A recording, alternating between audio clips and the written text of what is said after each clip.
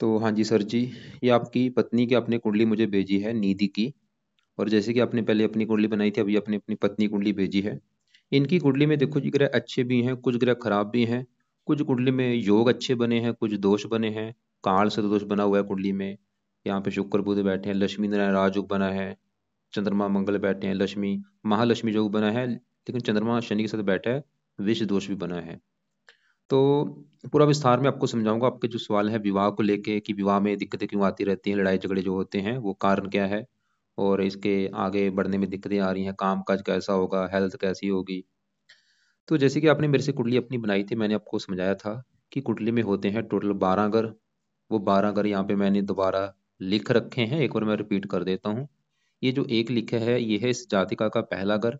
और पहले घर से इसका हम शरीर देखेंगे, हेल्थ देखेंगे, स्वभाव, रंग रूप, पर्सनैलिटी, सर मस्तक पहले घर से देखेंगे। दूसरे घर से इसका धन जोड़ना।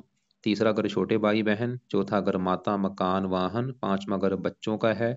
छठा शत्रु रोग कर्जे का घर है। सातवें घर से इसके पति के बारे में जाना जाएगा। आठवें घर से उम्र देखी जाएगी। नौवें घर से भाग्य है। 10वां घर काम काज का है। 11वां घर आमदनी, बड़े भाई बहन, लाभ। और 12वें घर से इसके खर्चे देखे जाएंगे। हमने जो कुछ देखना है वो घर देखना है। और घर का जो मालक है वो मालक देखना होता है। सबसे मेन ही यही है कि घर का मालक जो है वो अच्छा है या बुरा है।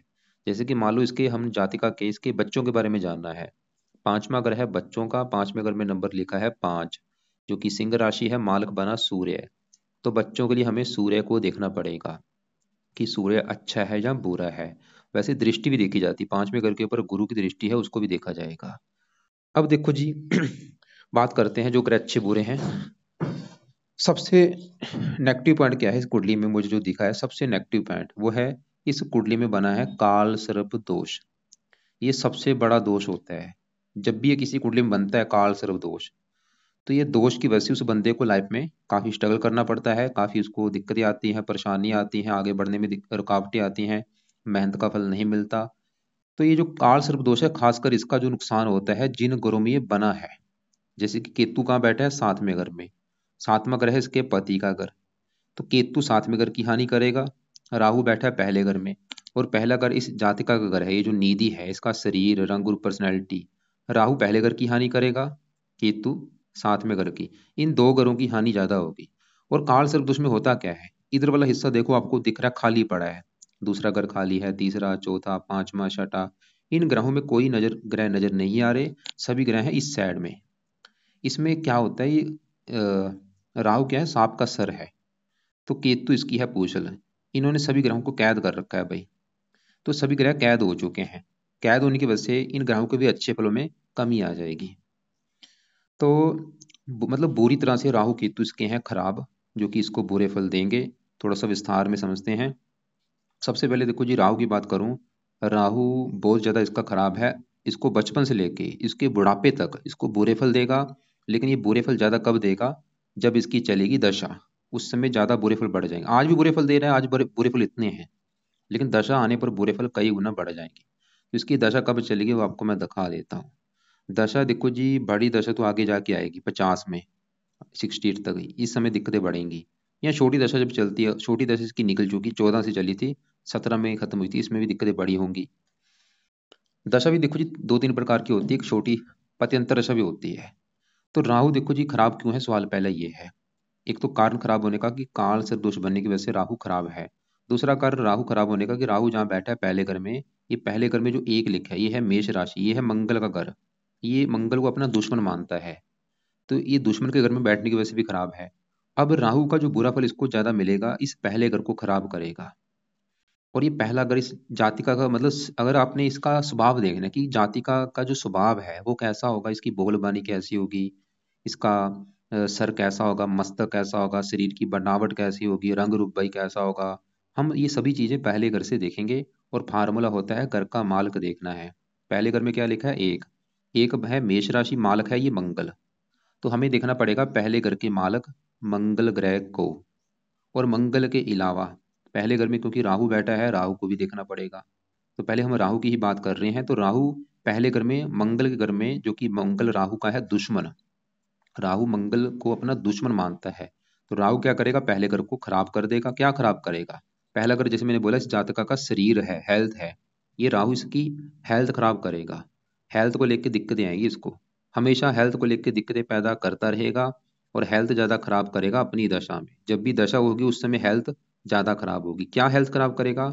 ये मेष राशि का रोग इसको दे सकता है। मेष राशि सर होता है, इसके सर में दर्द होगा, मस्तक में दर्द होगा, स्वभाव में चिड़चिड़ापन होगा, क्योंकि राहु क्रूर है। तो इस जातका को क्रोधी बनाएगा, जिद्दी बनाएगा, लड़ाकू बनाएगा, गुस्से वाला बनाएगा। इसको गुस्सा बहुत ज्यादा आएगा इस राहु की वजह से, बहुत ज्यादा। और अजीब सा डर लगना, भय लगना, ऐसी दिक्कतें भी राहु पैदा करेगा। राहु की दृष्टियां भी हैं, पांचवी दृष्टि पड़ेगी पांचवें घर के ऊपर यहाँ पे, क्योंकि मैंने बोला था पांचवा घर इसकी संतान का है। संतान के लिए पांचवें घर के मालक सूर्य को भी देखा जाएगा, वैसी दृष्टि भी देखी जाती है। तो दृष्टि पड़ रही है राहु की, तो राहु भाई पांचवें घर को भी खराब कर देगा। संतान को लेकर दिक्कतें, परेशानियां, संतान का बीमार होना या थोड़ा सा संतान से मनमुटाव होना। सातवीं दृष्टि पड़ेगी पति घर के ऊपर, पति से लड़ाई झगड़े होना। नौवीं दृष्टि पड़ेगी नौवें घर के ऊपर, यहाँ पे नीच राशि जो 9 लिखा है, इस घर की हानि ज्यादा होगी। नौवें घर से भाग्य देखा जाता है, इसके भाग्य की हानि कर देगा, भाग्य साथ नहीं देगा। धर्म का है, हो सकता है धर्म को ज्यादा ना माने, और भी दिक्कतें पैदा करेगा।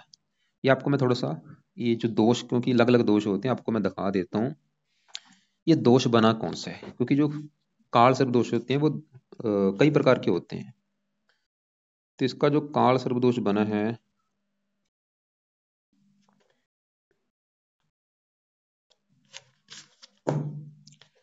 यहाँ पे देखो जी, ये है इसका अनंत काल सर्प दोष बना है। लगन से, क्योंकि लगन पहला घर, लगन से लेकर सप्तम भाव, सप्तम में केतु बैठा है, यहाँ पे पढ़ो राहु केतु के मध्य ये अनंत काल सर्प दोष। इसका क्या नुकसान होगा? ऐसे जातकों को व्यक्तिगत निर्माण के लिए, आगे बढ़ने के लिए काफी स्ट्रगल करना पड़ता है। इसका प्रभाव इसके गृहस्थ जीवन पर भी पड़ता है तथा वैवाहिक जीवन कष्ट में होता है। ऐसा मनुष्य अपने कुटुंबियों से नुकसान पाता है, मानसिक परेशानी पीछा नहीं छोड़ती, एक के बाद एक। ये पढ़ लेना बाद में आप। और भी इसके नुकसान है, ये तो थोड़ा सा लिख रखा है, काफी हजारों दिक्कतें हैं ये राहु इसके जीवन में पैदा करेगा। मतलब इसको आगे बढ़ने नहीं देगा, स्ट्रगल, दिक्कतें, परेशानी। और मैंने जैसे बोला ये ज्यादा एक्टिवेट होगा दशा में। इसकी देखो जी छोटी दशा भी होती है, जैसे बड़ी दशा आज के समय में इसके ऊपर है शुक्र की, छोटी दशा बुध की। ये दोनों वैसे अच्छे हैं, ये शुक्र की बड़ी दशा ये भी अच्छा है, बुध की अंतर दशा वो भी अच्छा है। लेकिन तीसरी दशा इसकी वो है, वो भी शुक्र की है। ये आगे जाके आएगी राहु की तीसरा महीना 25 से 8, इसमें दिक्कतें बढ़ेंगी। अब मेन सवाल है कि इसको भाई सही सही कैसे करना है। मेन हमने देखो, एक मैं आपको समझा रहा हूँ, मेन आपको इसका हल करना है हमने बस। मेन बड़ी बात है कि इसको दोष को खत्म कैसे किया जाए। अब इसी घर में, सातवें घर में केतु बैठा है। अब केतु की बात करूं तो सातवां घर है पति का, पति का सुख देखना है सातवां घर। फार्मूला क्या है? घर का मालक देखना है। सातवें घर में सात लिखा है, जो कि तुला राशि, मालक है शुक्र। तो पति का सुख देखना है, हमें शुक्र को देखना पड़ेगा, क्योंकि वो सातवें घर का मालक है। और शुक्र के अलावा सातवें घर में कौन बैठा है? केतु बैठा है। भाई केतु को भी देखना पड़ेगा। तो केतु क्योंकि खराब क्यों है? क्योंकि काल सर्प दोष बनने की वजह से खराब है।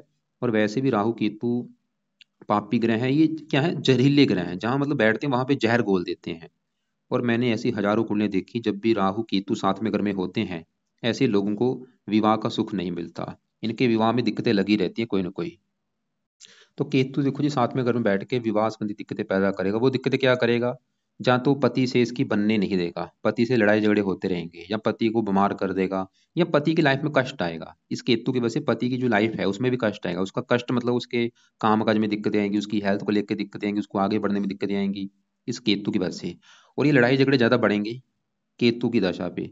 तो केतु की दशा वैसे निकल चुकी पहले, या छोटी दशा जब चलेगी वो भी इसकी अब आगे आएगी। यहाँ ये छठा महीना 26 को चलेगी, आठ महीना 27 में, ये एक साल की जो दशा होगी, इसमें पति से लड़ाई झगड़े ज्यादा होंगे, कई बार तलाक होने तक भी नौबत आ सकती है। अब यहाँ पे देखो जो आपको क्लियर हो चुका है मैं क्या कहना चाह रहा हूँ, कि जो काल से दोष है इसका सही होना जरूरी है। राहु पहले घर की हानि कर रहा है, केतु साथ में घर की। और वैसे भी अगर आपका सवाल है आपके विवाह में जो दिक्कतें आ रही हैं, बड़ा कारण केतु है। तो क्या अब इनके उपाय हैं वो आपको मैं बता देता हूँ। तो पहले राहु के उपाय की बात करें तो राहु के दो पाठ हैं जो इस जातक ने पढ़ने हैं रात के समय। पहला है राहु कवच का पाठ, ये रात को इसको पढ़ा करे या इसकी ओढ़ी लगा के सुना करे। दूसरा राहु स्रोत का पाठ पढ़ना है।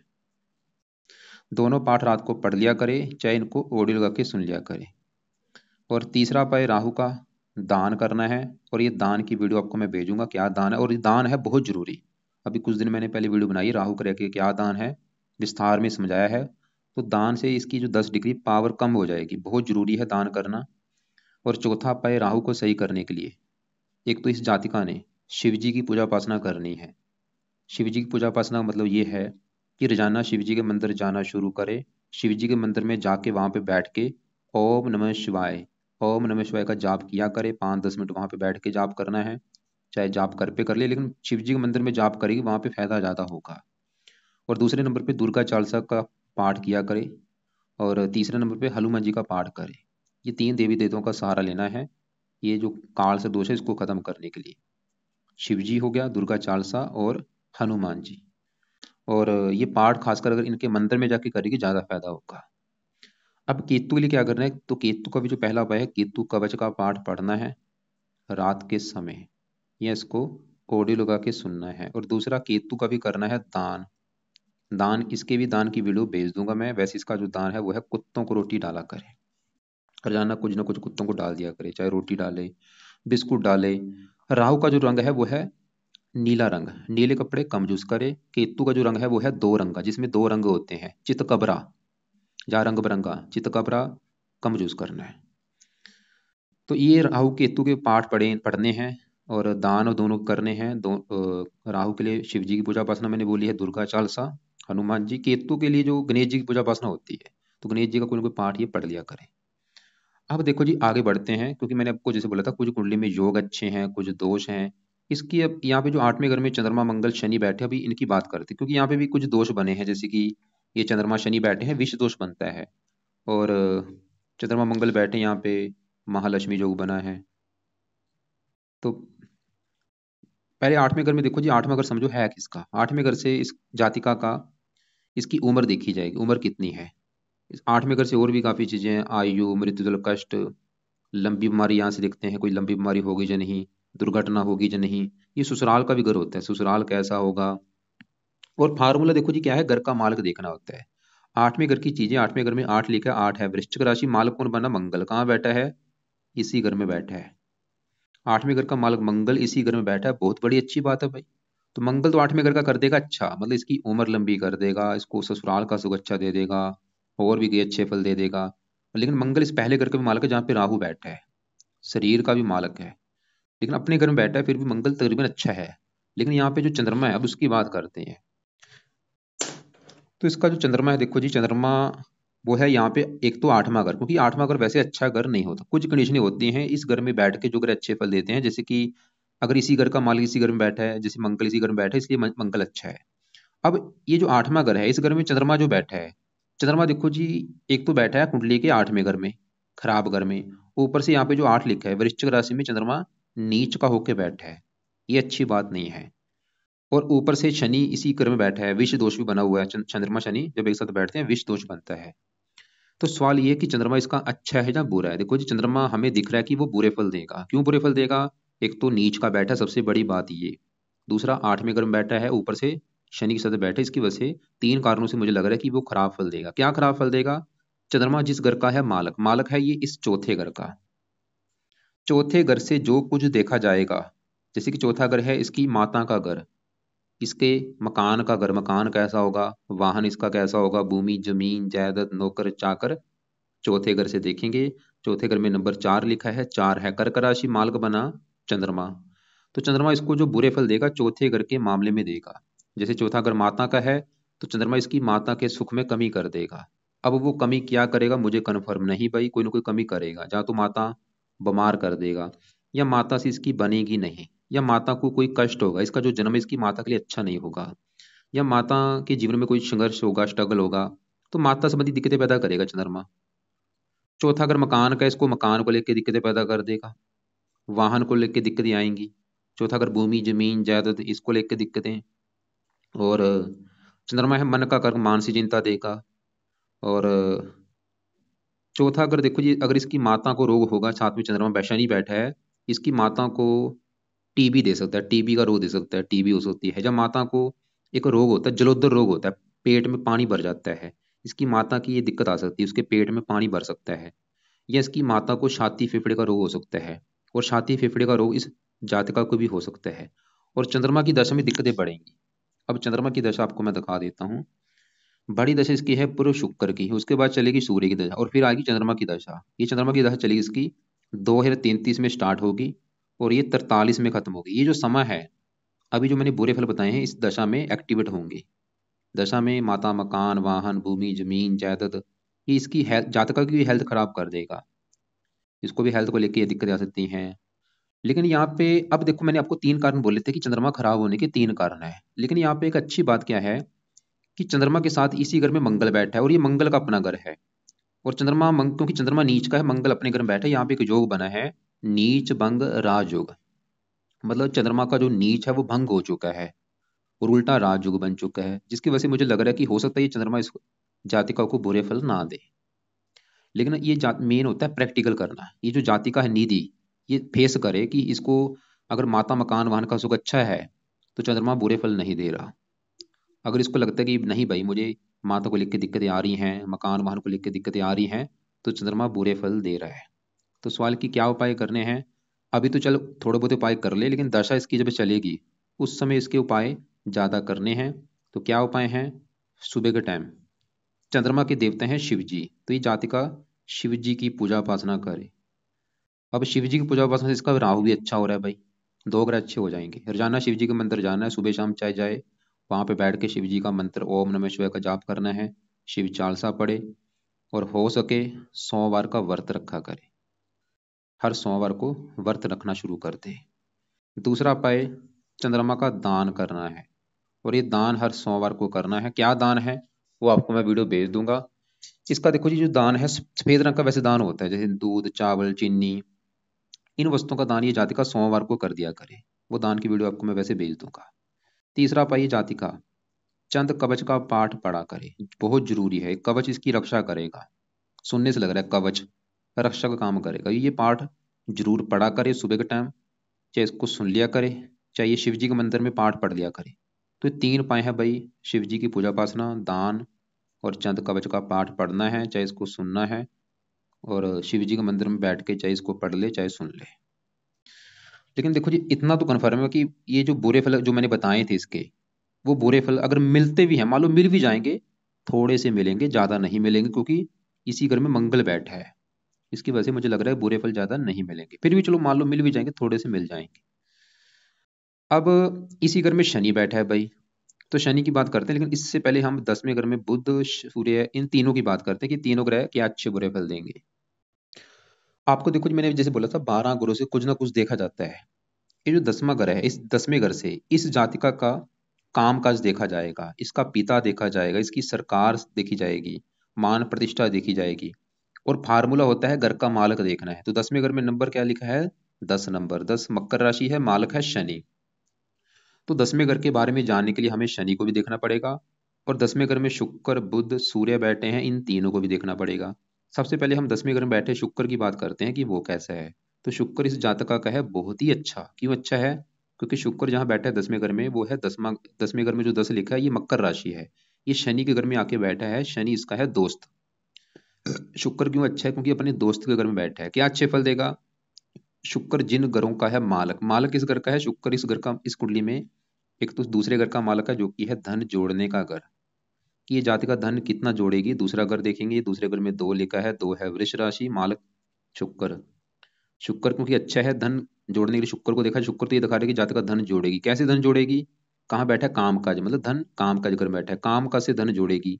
पिता का है, पिता से भी धन मिलेगा, सरकार से धन मिलेगा, मान प्रतिष्ठा। और शुक्र इस घर का मालक है 7वें घर का, पति के घर का। मैंने आपको बोला था पति का सुख देखना है, कम से कम 2 या 3 ग्रह देखने पड़ेंगे। 7वां घर पति का, 7वें घर में केतु देखना पड़ेगा पति के लिए, और 7वें घर में 7 लिखा है मालक शुक्र भी देखना पड़ेगा। केतु को हमने देख लिया है, वो तो ये दिखा रहा था कि भाई पति संबंधी आएंगी दिक्कतें।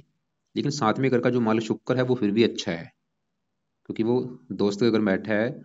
और पति 10वां घर काम काज, पति काम काज घर में बैठा है, पति के आने के बाद काम काज चलना शुरू हो जाएगा, या पति के काम काज में, पति इसके काम काज में सपोर्ट करेगा, या ये जाति का पति के काम काज में हेल्प करेगी। मतलब पति के आने के बाद इसका काम काज सही हो जाएगा।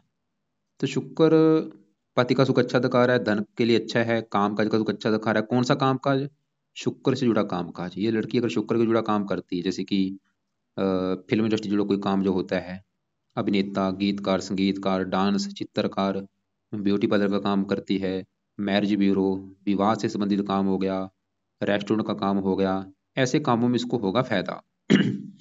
अब यहाँ पे देखो जी, शुक्र है तो अच्छा, लेकिन नेगेटिव बात क्या है कि वो अस्त होके बैठा है। अस्त का मतलब है कि वो मृत हो चुका, डेड हो चुका, उसका जो अच्छा फल है देगा तो अच्छे फल ही, लेकिन अच्छा फल कम हो चुका है। इसकी वजह से मतलब शुक्र के जो अच्छे फल हैं इसको मिलेंगे, जो भी मैंने अच्छे फल बताए हैं वो मिलेंगे कम मात्रा में। जैसे कि मैंने बोला था धनी बना देगा, धनी बनाएगा कम मात्रा में, पति का सुख कम मात्रा में, अच्छा फल कम हो रहा है, लेकिन हमने अच्छे फल को बढ़ाना है। वो कैसे बढ़ेगा, इसको जाति को करने पड़ेंगे शुक्र के उपाय, जिसमें से एक ही उपाय मैं बताऊंगा, वो है सुबह के टाइम शुक्र का मंत्र याप करना है, जो कि है ओम शुम शुक्राय नमः। माला ले ले, माला से चाहे एक माला कर ले, दो कर ले, तीन कर ले, चार कर ले, पांच कर ले, पर जानना मंत्र याप करना है सुबह के टाइम। कब तक, जब तक शुक्र की है दशा। क्योंकि ये जो नौ ग्रह मैंने बोला था ये एक्टिवेट होते हैं दशा आने पर, और इसके ऊपर आज के समय में जो दशा है, दशा देखो जी दो प्रकार की है, एक महादशा एक अंतरदशा। महादशा चली है शुक्र की, 7 से चली है, 27 में खत्म होगी। बड़ा असर शुक्र का है 80%, और शुक्र के बारे में आपको मैंने बता दिया है, लेकिन वो अच्छे बल दे रहा है कम मात्रा में। तो अच्छे बल बढ़ाने के लिए मैंने मंत्र बोला है करने के लिए, ओम शुम शुक्राय नमः। अब इसके वैसे और भी उपाय हैं, क्योंकि इसका कवच का पार्ट है, स्रोत का पार्ट है, क्योंकि ज्यादा हो जाएंगे तो खाली मंत्र करके इससे भी काम चल जाएगा। बाकी देखो जी साथ में जो अब इसके ऊपर चल रही है छोटी दशा बुध की, 8 महीना 23 से चली है, पिछला एक साल हो चुका है और छठा महीना 26 में खत्म हो गया, अभी 2 साल की पड़ी है। तो सवाल की बुध कैसा, बुध भी अच्छा है भाई, इसी घर में बैठा है देखो, क्योंकि ये 10वें घर में शनि घर में बैठा है, शनि को अपना मानता है ये भी मित्र, और शुक्र को मित्र मानता है, सूर्य को मित्र मानता है, और बुध है तीसरे घर का मालक, पराक्रम, मेहनत, साहस, छठे घर का मालक है। बुध भी ये दिखा रहा है कि काम, ये मेहनत के बल पर अपना काम का सेट करेगी लड़की, इसको मेहनती बनाएगा, पराक्रमी, साहसी, ये बुध के जुड़े भी काम कर सकती है। शुक्र बुध जब एक साथ होते हैं, कपड़ों के जुड़ा भी ये ज्यादा का काम कर सकती है, जो रेडीमेड सामान होते हैं कपड़े, कपड़ों से जुड़ा भी काम कर सकती है। जब बुध के जो काम है, लिखने का कोई काम होगा, लेखन, प्रकाशन, पत्राचार, या पढ़ाने का काम होगा, टाइपिस्ट, सेल्समैन, हरे रंग से जुड़ा काम हो गया। देखो जी बुध भी अच्छा है, लेकिन नेगेटिव बात क्या है कि बुध भी अस्त बैठा है भाई, तो अस्त होने की वजह से अच्छा फल जो है कम हो चुका है। तो बुध के लिए भी क्या करना पड़ेगा, इस जातकों को बुध का भी करना पड़ेगा मंत्र याप, जो कि है ओम बुम बुद्धाय नमः। बुध का भी मंत्र करना है, चाहे एक माला, इसका तो चाहे एक दो माला ही कर ले, कम कर ले, लेकिन शुक्र के मंत्र को थोड़ा सा ज्यादा करना है। तो ये जाना ही जातका, इनके देखो जी मंत्र जरूर करने हैं, चाहे मैं बोलूंगा एक एक माला ही करे, करनी जरूर है। और बुध का मंत्र है ओम बूम बुद्धाय नमः, शुक्र का है ओम शुम शुक्राय नमः। हरे कपड़े ज्यादा यूज करे, और शुक्र के जो कपड़े हैं चमकीले कपड़े होते हैं, क्रीम रंग के कपड़े ज्यादा यूज करे। अब इसी घर में सूर्य बैठा है, 5वें घर का मालक है, 5वां घर इसकी संतान का है, संतान, पढ़ाई। 5वें घर के ऊपर राहु की दृष्टि थी, वो 5वें घर को कर रहा है खराब। 5वें घर के ऊपर गुरु की दृष्टि है, वो इस घर का कर रहा है अच्छा। 5वें घर का मालक सूर्य है, 10वें घर में बैठा है, 10वें घर में सूर्य को मिलता है बल, यहाँ पे ये दिग्बली हो जाता है। और 5वां घर पढ़ाई, पढ़ाई जाके बैठी है काम काज घर में, सूर्य तो ये दिखा रहा है कि इसकी जो पढ़ाई की होगी उसी से जुड़ा इसका काम काज भी होगा। सूर्य ये दिखा रहा है जो ये जाति का पढ़ाई करेगी उससे जुड़ा इसका काम काज भी होगा, खासकर सूर्य की दशा में, जो कि चलेगी बड़ी, इसकी 27 के बाद चलेगी सूर्य की दशा। और सूर्य की दशा में इसको मान प्रतिष्ठा भी मिलेगी, सरकारी कामों के लिए अच्छा है। सूर्य देखो जी 10वें घर में जब होता है सरकारी नौकरी का भी योग बना देता है। या ऐसे जो लोग होते हैं राजनीति में होते हैं या मेडिकल लाइन में होते हैं, खासकर सूर्य की दशा में इसकी इच्छा बढ़ेगी सरकारी नौकरी में जाने की, या राजनीति में जाने की, या सूर्य से जुड़े कामों में रुचि पैदा हो जाएगी। खासकर जो पढ़ाई इसने की है उससे जुड़ा इसका काम काज भी हो सकता है सूर्य की दशा में। और बाकी देखो जी 10वें घर का जो मालिक शनि है, वो क्योंकि 8वें घर में एक तो ऊपर से, जिसमें मैंने बोला ये चंद्रमा के साथ बैठा है, विष दोष, इसके भी उपाय जरूरी है, क्योंकि ये भी थोड़ा सा काम काज में दिक्कतें पैदा करेगा। और ये 11वें घर का भी मालिक है, लाभ, लाभ भंग योग बना है, कामों पर ऊपर लाभ नहीं मिलेगा, इच्छाएं पूरी नहीं होने देगा। गुरु की बात करूं, भाग्यश है, 9वें घर का मालक गुरु है, बैठा है 11वें घर में। गुरु है तो अच्छा, भाग्यवंशी आमदनी देगा, इच्छाएं पूरी करेगा, लेकिन गुरु भी अस्त बैठा है। तो भाई यहाँ पे जो ग्रह अच्छे हैं वो अस्त बैठे हैं देखो। तो गुरु के लिए क्या करना है, ये जातिका इसका पीला पुखराज धारण कर सकती है, लेकिन अभी बजट नहीं है, चाहे रहने दे। तो अब देखो जी, एक इसके जीवन के ऊपर चली हुई है शनि की अष्टम चतुर्डया, और ये डया अच्छी नहीं होती, जब भी आती है दिक्कतें पैदा होती हैं। ये चली है पिछले 1.5 साल हो चुका है, अभी भी 1 साल की पड़ी है। तो डेया में भी जो अभी इसकी देखो जी दिक्कतें आ रही हैं आज के समय में, वो कहीं ना कहीं कारण एक डेया भी है, क्योंकि शुक्र की दशा वो तो अच्छा है, बुध भी अच्छा है, लेकिन डेया में इसको दिक्कतें पैदा होंगी। अब एक और मैं रिपीट करता हूँ, इसके लिए क्या क्या उपाय जरूरी हैं वो आप समझ लो। कुछ उपाय हैं रात के समय, कुछ हैं सुबह के टाइम। तो रात के क्या क्या उपाय हैं? रात को इस जातिका ने राहु कवच का पाठ पढ़ना है, या इसको सुना करे। राहु स्रोत का पाठ पढ़ना है या इसको सुनना है। और केतु कवच का पाठ, 3 पाठ है रात के समय। और एक काम और करना है रात के समय, वो है क्योंकि चली है शनि की डेया, तो रात के समय ये जातिका शनि चालीसा का भी पाठ पढ़ा करे, ये इसको सुनने के लिए। ये 4 पाठ इसके हैं रात के समय। और सुबह के टाइम क्या करना है? सुबह के टाइम शुक्र का मंत्र याप करना है, शुक्रवार से स्टार्ट करना है, रोजाना फिर करना है जब तक शुक्र की चलेगी दशा। और बुध का मंत्र बुधवार से स्टार्ट करके रोजाना करना है। तो ये दोनों है सुबह के टाइम। बाकी मैंने बोला था कि सुबह के टाइम शिव जी के मंदिर में जाके वहाँ पे ओम नमः शिवाय का जाप करना है बैठ के। और या ओम नमः शिवाय का जाप घर पे भी कर सकती है, अगर शिव जी के मंदिर पे करेगी उसका फायदा ज़्यादा होगा। और बाकी मैंने बोला था कि हनुमान जी का भी सहारा लेना पड़ेगा, ये जो काल से दोष है इसको सही करने के लिए। और दुर्गा चालीसा का पाठ पढ़ लिया करें। और बाकी चंद्रमा के लिए मैंने चंद्रमा का दान बोला। दान देखो जी, मैंने राहु का भी बोला है, वो वीडियो आपको मैं भेज दूंगा। केतु का दान कुत्तों को रोटी है। चंद्रमा का दान हर सोमवार को करना है। शुक्र का दान नहीं करना, बुध का दान नहीं करना, सूर्य का दान नहीं करना, गुरु का नहीं करना, मंगल का नहीं करना। और शनि का दान नहीं करना, क्योंकि 8वें घर में शनि वैसे उम्र लंबी कर देगा। लेकिन शनि की डेया जो चल रही शनि, ये जो शनि चालीसा कब तक पढ़ना है? कम से कम 1 साल तक। 1 साल तक शनि चालीसा अगर जानना पाठ पढ़ना है रात को या सुनना है। बाकी देखो जी, फिर भी आपके जो कोई सवाल होंगे, आपको कोई बात समझ ना लगी हो वो लिख लेना। एक और आपके जो सवाल है वो मैं देख लेता हूँ आपने जो लिख के भेजे हैं। एक तो आपने लिख रखा है कि भाई कैरियर में नेम फेम या ये है या नहीं, ये उपाय करने पड़ेंगे भाई तभी चीज़ें मिलेंगी। Currently not able to focus on anything, क्योंकि ये अभी डेया चल रही है, इसके ऊपर डेया में भी दिक्कतें आती हैं। और हेल्थ इशू फ्यूचर में, ये राहु हेल्थ खराब करेगा क्योंकि शरीर के ऊपर बैठा है। और चंद्रमा की दशा में भी हेल्थ खराब होने के कुछ चांस बन सकते हैं। निवास कुंडली, इसकी निवास कुंडली वैसे अच्छी है विवाह के लिए, लेकिन मैरिज लाइफ में जो दिक्कतें आ रही हैं वो इसकी वजह से आ रही है। गुण मैंने आपके देखे थे, 36 में से 23 गुण आ रहे हैं। इसका मंगल दोष बना है कुंडली में, आपका मंगल दोष नहीं बना। ये भी एक कारण है मैरिज लाइफ में दिक्कतें। सास ससुर के साथ नहीं बनती। ये चौथा घर है ससुर का, चौथे घर का माल चंद्रमा नीच का बैठा है, वो भी एक कारण है। और जो 10वां घर है सास का शनि, तो ये पाए करेगी इनसे, तो सास ससुर वाली भी दिक्कतें दूर होंगी। ये वैसे भी ससुराल का घर 8वां, शनि यहाँ पे बैठा है। शनि चालीसा पढ़ने से ससुराल वाली भी दिक्कतें दूर हो जाएंगी। 5वां घर बच्चों का है, बच्चों के घर का माल सूर्य वैसे अच्छा है, गुरु इस घर का अच्छा कर रहा है, लेकिन राहु इस घर को थोड़ा सा खराब कर रहा है। संतान के रिगार्डिंग थोड़ा सा राहु दिक्कतें पैदा कर सकता है, जैसे कई बार गर्भपात होना, संतान का देरी से होना, संतान का बीमार होना, ये राहु दिक्कतें पैदा कर सकता है। तो भाई राहु के जो उपाय मैंने बोले वो करेंगी जातिका, तो ये संतान वाली भी दिक्कतें नहीं आएंगी। बाकी देखो जी, और भी अगर आपको कोई समझ बात ना लगी हो, जो कुछ पूछना हो मुझे आप कॉल कर लेना। तो बाकी रत्न फालतू में कोई दान नहीं करना। रत्न मैंने बोला है पुखराज दान आप करवा सकते हैं, जो कि लेफ्ट हैंड की इस पहली उंगली में दान करवा देना। अगर इसका वेट 60 किलो है, 6.25 रत्ती का पुखराज दान करा दो। 70 है तो 7.25 रत्ती का पीला पुखराज वो जड़वाना है, जहाँ तो गोल्ड में, जहाँ उसको पित्तल में जड़वा लेना। और शुक्ल पक्ष का जो पहला बृहस्पतिवार होगा उस दिन इसे धारण करवा देना। पीले कपड़े ज़्यादा यूज़ करे, हरे कपड़े ज़्यादा यूज़ करे, चमकीले कपड़े ज़्यादा यूज़ करे, रंग बिरंगे कपड़े ज़्यादा यूज़ करे। परफ्यूम भी लगा सकती है।